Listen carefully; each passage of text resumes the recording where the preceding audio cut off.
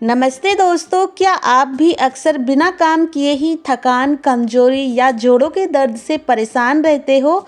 महंगे सप्लीमेंट्स और protein powder तो हम सभी खाते हैं, लेकिन आज मैं आपके लिए रसोई की सिर्फ दो मुख्य चीज़ों से एक ऐसी जादुई रेसिपी लेकर आई हूँ जो आपकी हड्डियों को फौलाद जैसा मजबूत बना देगी।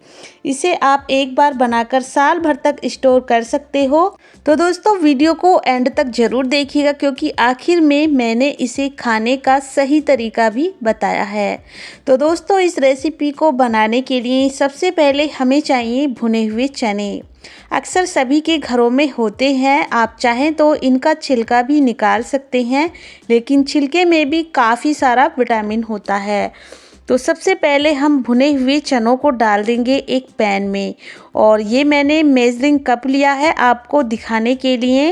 वैसे वज़न में लगभग ये 100 ग्राम चने होंगे, लेकिन मैंने इन्हें कप से नापा है तो 2 कप ये चने हैं, इन्हें मैंने पैन में डाल दिया है। साथ में ही ले लिए हैं 2 कप मखाने। तो इस तरह से चनों और मखानों को हम पैन में डाल देंगे। तो दोस्तों, वैसे तो ये चना भुना हुआ ही होता है, लेकिन हम इन्हें दोबारा से लो फ्लेम पर 4-5 मिनट भूनेंगे। ऐसा करने से चनों की सारी नमी ख़त्म हो जाएगी और जो इसकी सेल्फ लाइफ है बढ़ जाएगी। चने ना सिर्फ खून की कमी दूर करते हैं, बल्कि हमारी मांसपेशियों को ताकत भी देते हैं। याद रखिए दोस्तों, जब आप इन्हें रोस्ट कर रहे हो तो आंच को बिल्कुल धीमा रखिएगा, जिससे कि जो भी इसमें पोषक होते हैं वो बरकरार रहें। जितनी देर में ये दोनों चीज़ें रोस्ट होती हैं, हम एक छोटी सी तैयारी कर लेते हैं। उधर आपको चने और मखाने को लो फ्लेम पर बीच बीच में चलाते हुए रोस्ट करना है। जितनी देर में चने और मखाने रोस्ट होते हैं, यहाँ पर मैंने छुहारे ले लिए हैं और इन्हें मैंने एक कपड़े से पोंछकर रेडी कर लिया है। क्योंकि जो छुहारे होते हैं ना, लोग अक्सर इन चीज़ों को इस तरह से खाना पसंद नहीं करते हैं, चना हो, मखाना हो या छुहारा हो। तो इस तरह से मैंने छोटे टुकड़ों में इन्हें कट कर लिया है और इधर मैंने बीच बीच में इन्हें भी चलाते हुए रोस्ट करके अच्छे से रेडी कर लिया है। लगभग 4-5 मिनट हो चुके हैं इन्हें रोस्ट करते हुए। इन्हें एक बर्तन में निकाल लेंगे और ठंडा होने के लिए इन्हें छोड़ देते हैं। तो चलिए दोस्तों, इन्हें हम रख देते हैं साइड में। अब इसी पैन में मैंने डाल दिए हैं ये कट किए हुए छुहारे आप 10 से 20 ले सकते हो। इनका टेस्ट काफ़ी मीठा होता है, क्योंकि इस रेसिपी में हम ना ही गुड़ का इस्तेमाल कर रहे हैं, ना चीनी का, ना कोई और मिठास का। नेचुरल मिठास से इस रेसिपी को बनाएंगे, जिससे कि जिन लोगों को शुगर वगैरह होती है, जो लोग मीठा नहीं खाते, वो भी इसे खा पाएँ। और इधर मैंने ये 10 से 12 बादाम भी इसमें डाल दिए हैं। बादाम के बारे में तो आप सभी जानते होंगे, बादाम में काफ़ी सारा कैल्शियम और काफ़ी सारे विटामिन्स होते हैं जो हमारी हड्डियों को मजबूत बनाते हैं। इन्हें भी हमें लो फ्लेम पर अच्छे से रोस्ट करके एक प्लेट में निकाल लेना है और ठंडा होने के लिए छोड़ देना है। अब फ्लेम को एकदम धीमा रखेंगे। यहाँ पर मैंने लगभग 20 से 25 ग्राम ली है खसखस।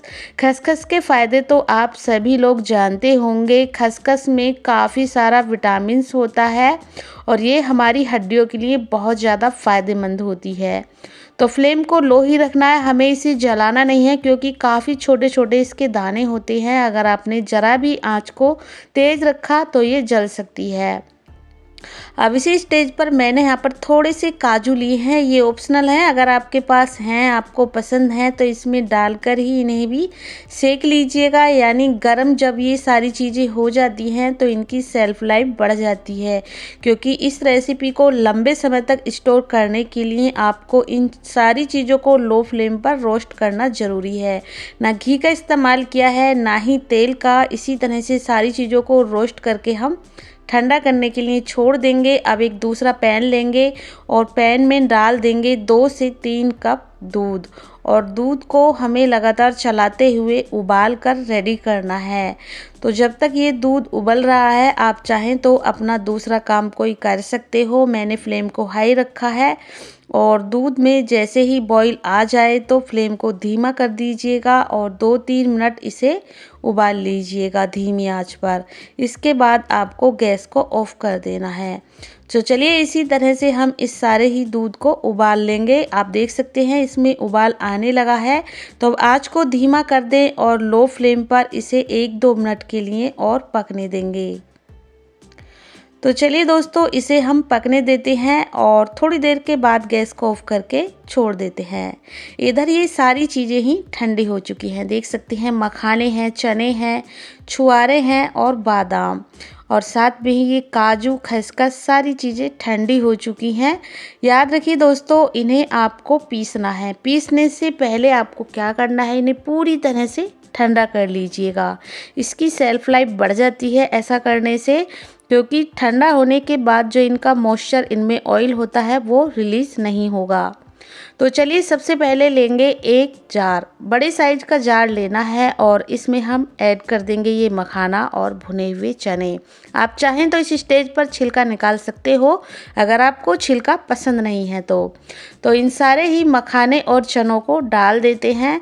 तो थोड़ा सा ये छोटा रह जाएगा जार, तो मैंने क्या किया है, थोड़ी सी मखाने और चने बचा लिए हैं, इनको हम बाद में पीस लेंगे। और चलिए बिना कुछ डाले इन्हें ऐसे ही एकदम बारीक पीसना है। पल्स मोड पर चलाते हुए मिक्सी को पाउडर बना लेना है। तो चलिए हमने इसे पीस कर रेडी कर लिया है। एक दूसरे बर्तन में इसे ट्रांसफ़र कर लेते हैं और जो बचे हुए मखाने चने हैं उनको भी हम इसी जार में ट्रांसफ़र कर लेंगे। साथ में ही इस जार में डाल देंगे, क्योंकि काफ़ी इसमें अभी जगह है जार में। तो ये जो छुआरे और बादाम हैं, इनको हम ठंडा करने के बाद इसमें डाल देते हैं और इनको भी हम पल्स मोड पर चलाते हुए पीस कर रेडी कर लेंगे, क्योंकि जो छुआरा होता है ना, बादाम थोड़े से हार्ड होते हैं। शुरू में पल्स मोड पर मिक्सी को चलाइएगा और इस तरह से पाउडर बनाकर इसमें हम मिक्स कर लेंगे। ये पाउडर बनकर हमारा रेडी हो चुका है और देख सकते हैं बिल्कुल भी इसमें गांठ गुठली नहीं बन रही हैं, क्योंकि हमने इसे ठंडा कर कर पीसा है। अब जो ये खसखस काजू हैं, बारी आती है इनको भी हम इसी मिक्सी के जार में डालकर पीस कर रेडी कर लेंगे। जितना हो सके बारीक पीस लीजिएगा, वैसे थोड़ा बहुत मोटा भी रह जाएगा तो कोई दिक्कत नहीं है। इस तरह से हम इन्हें अच्छे से मिक्स कर लेंगे सारी ही चीज़ों को। अब दोस्तों इसमें डालेंगे हम सबसे ज़रूरी चीज़, वो है अदरक का पाउडर, जिसे सौंठ का पाउडर भी बोलते हो। 2 चम्मच डाल सकते हो इसमें। ये हमारी हड्डियों के लिए, दर्द के लिए बहुत ज़्यादा फ़ायदेमंद होता है। जिन लोगों को जोड़ों में दर्द रहता है अक्सर, उन्हें इनका इस्तेमाल करना ही चाहिए। तो 2 चम्मच डालने के बाद हाथ की मदद से, स्पून की मदद से अच्छे से मिक्स कर लीजिएगा। जो भी इसमें अगर गुठली वगैरह होगी तो वो भी निकल जाएगी। ये मिक्स हमारा बनकर रेडी है। इधर जो हमने दूध उबाल कर रखा था वो भी थोड़ा सा ठंडा हो चुका है। इसमें डाल देंगे हम ये पाउडर, इसे हम गिलास में डालेंगे। ये लगभग 500 ग्राम का गिलास है। अगर आपको दूध पीना पसंद नहीं है, एक बार में इतना दूध आप नहीं पी सकते, तो छोटा गिलास ले लीजिएगा। वैसे आधा लीटर दूध के साथ आप इसे पियोगे ना तो ज़्यादा फ़ायदेमंद होगा ये। इसमें आप डाल दीजिएगा 2 से 3 चम्मच। अगर बच्चों को दे रहे हैं तो 2 चम्मच काफ़ी रहेगा, और अगर बड़ों के लिए बना रहे हो तो 2 से 3 चम्मच आप इसमें डाल सकते हैं और अच्छे से मिक्स करिएगा। सुबह हो या शाम हो, कभी भी इसे आप पी सकते हो। तो दोस्तों इसे पीने के बाद आप खुद महसूस करेंगे कि आपकी थकान मिनटों में गायब हो गई है। इसे आप किसी भी एयरटाइट कंटेनर में भर के रख लीजिए, 1 साल तक ख़राब नहीं होगा। इस तरह आप दूध के साथ इसका इस्तेमाल ज़रूर कीजिएगा। तो 1 साल तक आप इसे इस्तेमाल कर सकते हो। अगर लंबे समय तक स्टोर करना चाहते हो तो फ्रिज में रख सकते हो। तो चलिए इसे मैं स्टोर करने का तरीका भी आपको बता देती हूँ। एक कांच का जार लेना है, साफ़ सुथरा, एकदम सूखा हुआ होना चाहिए। धुलने के बाद एकदम सुखाकर उसे ड्राई बना लें और सारे पाउडर को इस कांच के बर्तन में ट्रांसफ़र कर दें। कोई भी एयर टाइट कंटेनर ले लीजिएगा। तो दोस्तों मेरी इस वीडियो को आप देश के किस कोने से, किस शहर से देख रहे हैं, मुझे कमेंट करके ज़रूर बताइएगा, जिससे कि मैं आपको थैंक यू बोल सकूं। अगर रेसिपी पसंद आई हो तो लाइक ज़रूर कीजिएगा और कुक विद पुष्पा को सब्सक्राइब करना बिल्कुल ना भूलिएगा।